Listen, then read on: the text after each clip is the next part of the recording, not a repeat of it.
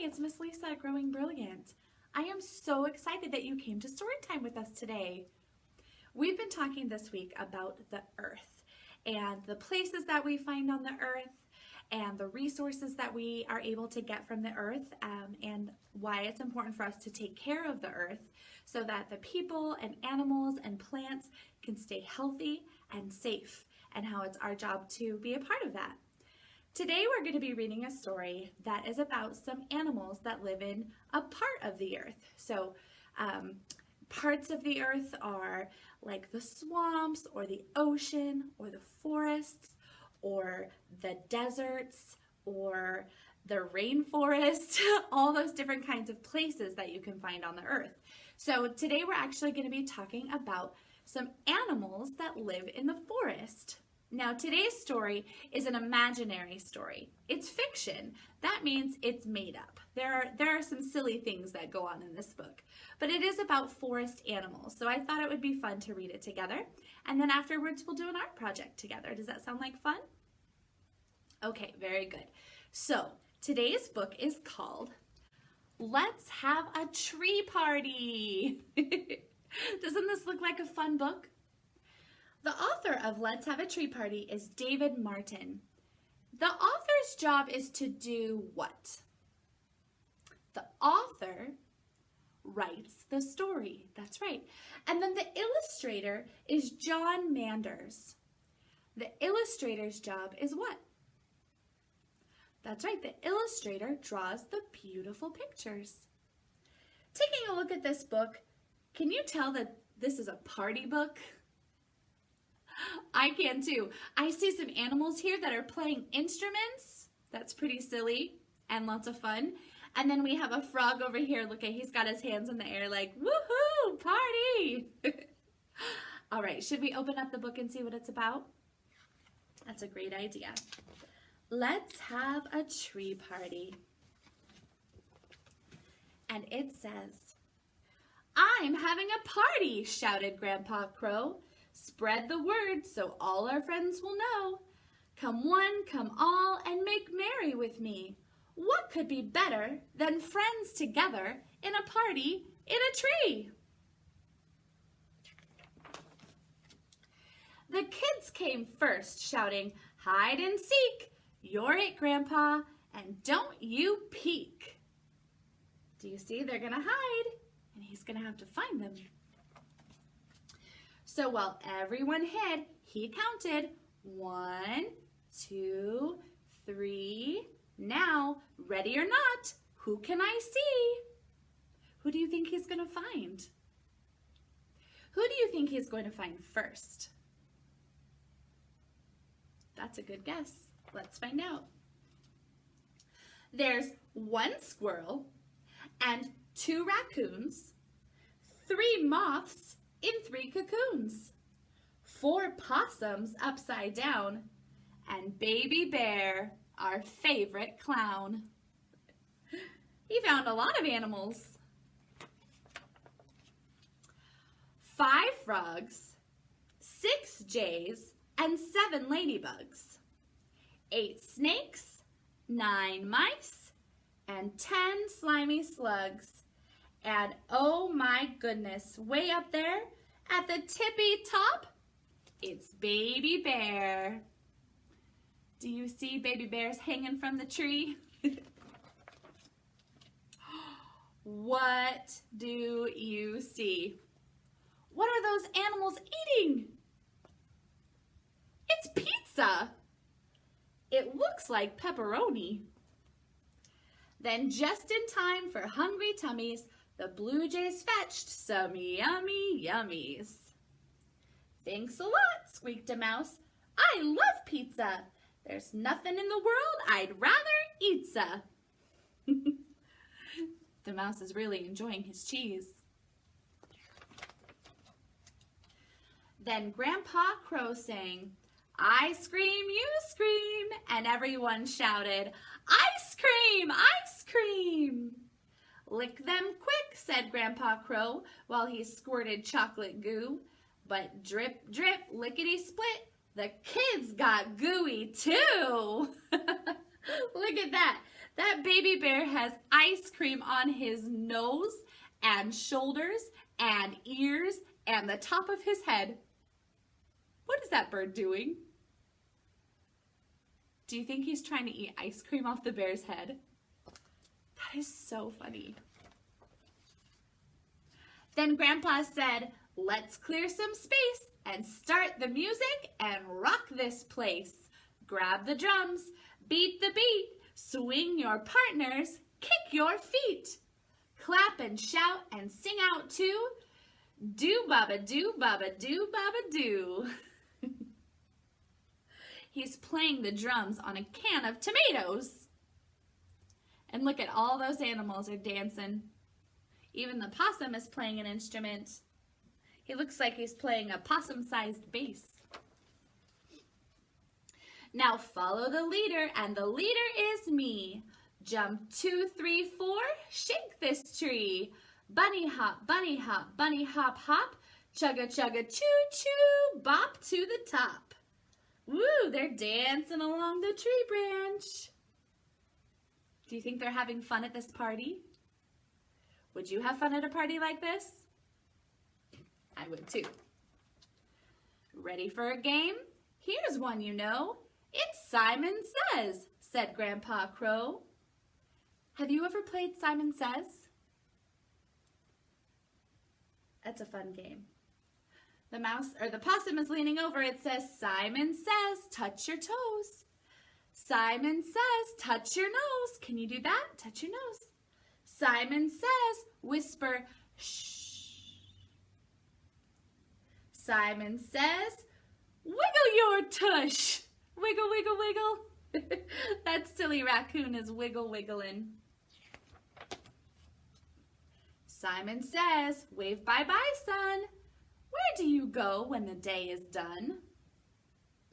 Simon says, count the stars in the sky, and to the man in the moon, let's say hi. Say hi, moon. Hello, moon. Now Simon says, let's rest a while, cuddled warm in a snuggly pile. Time for sweet dreams, so shh. Grandpa whispers, and soon nothing's moving, not even whiskers, until bats fly in and Luna moths too, and big old owl hooting hoo, hoo, hoo. And they jiggle and tickle and wake everyone and say, Grandpa Crow, is the party all done? Not a chance, he shouts. Believe you me, I'll hit the switch and light this tree. Look at these animals that came out after everyone else went to sleep. I wonder, is there a name for animals that come out at night when the other animals are sleeping? There is. Do you remember what that's called? It's a big word. Are you ready? Okay, repeat after me. Nocturnal. That's right. Say it again. Nocturnal. Yeah. So the owl and the bats and the moths, they're nocturnal. And so after all the other animals went to sleep, they came out and wanted to party. And Grandpa Crow said, I got you.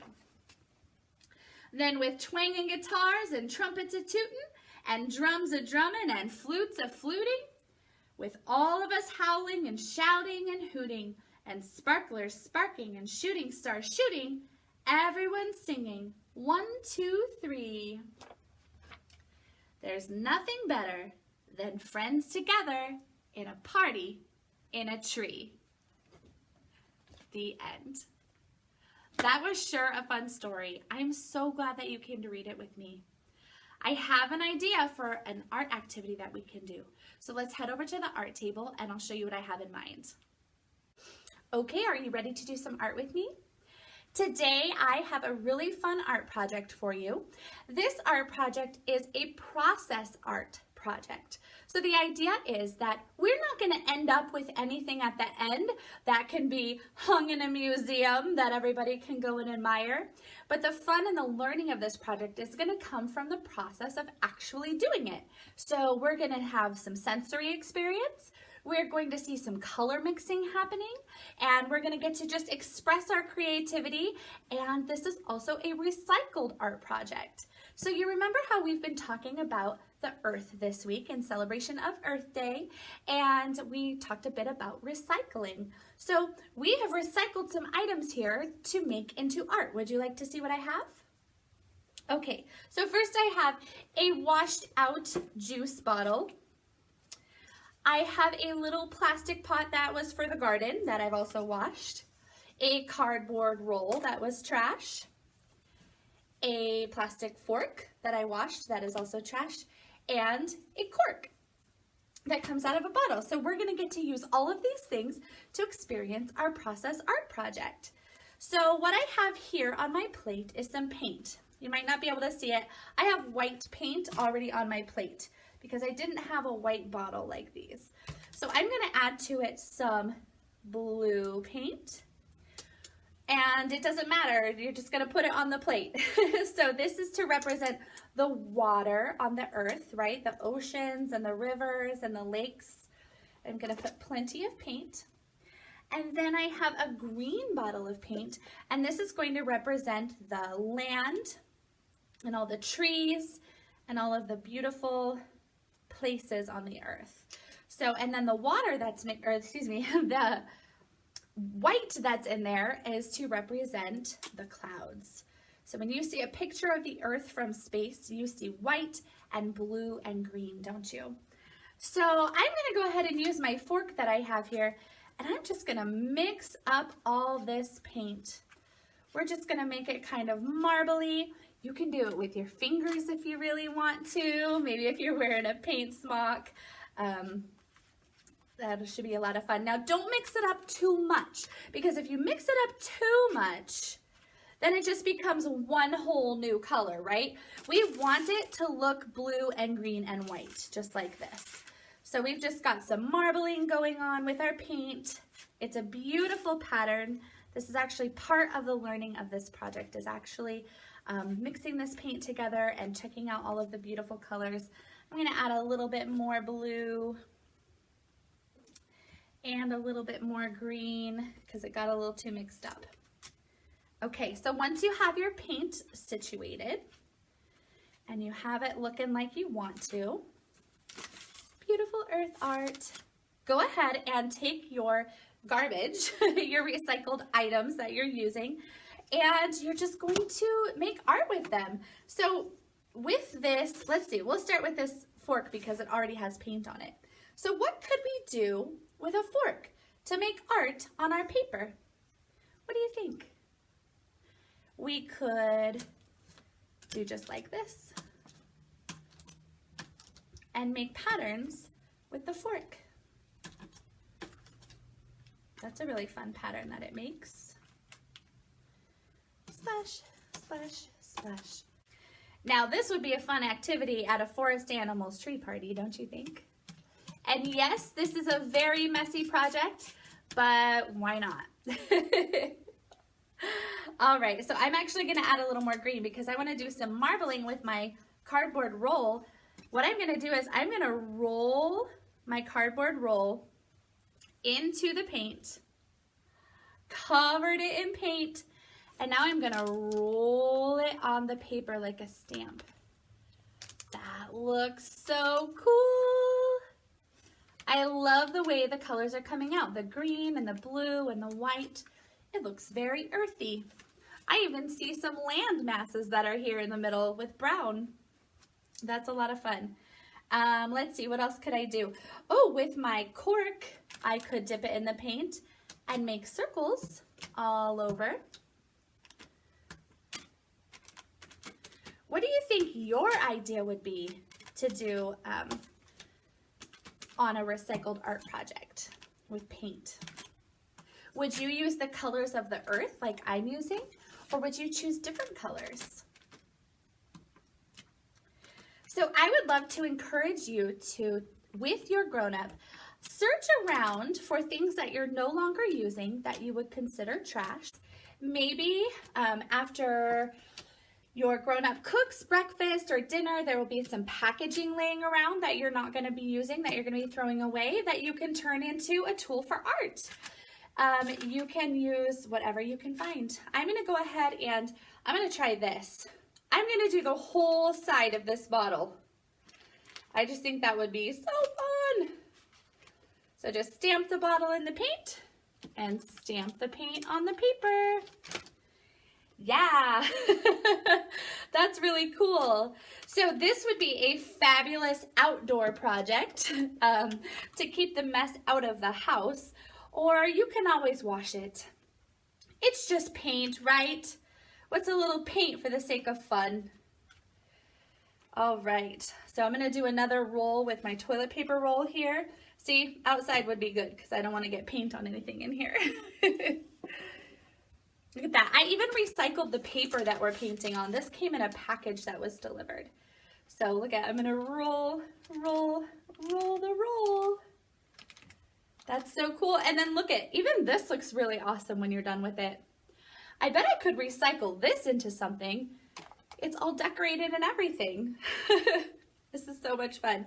If you want to get really creative, you can do some finger painting. This is what I love so much about process art, because it's really just the fun of it, and you get to get creative and you can put whatever your imagination tells you to.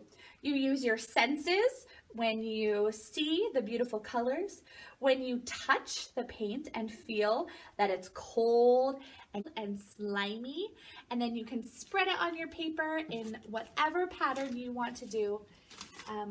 However you want to express your creativity. So I hope you had fun doing this recycled art project with me. You keep having fun with it, and then I will see you later. All right, bye.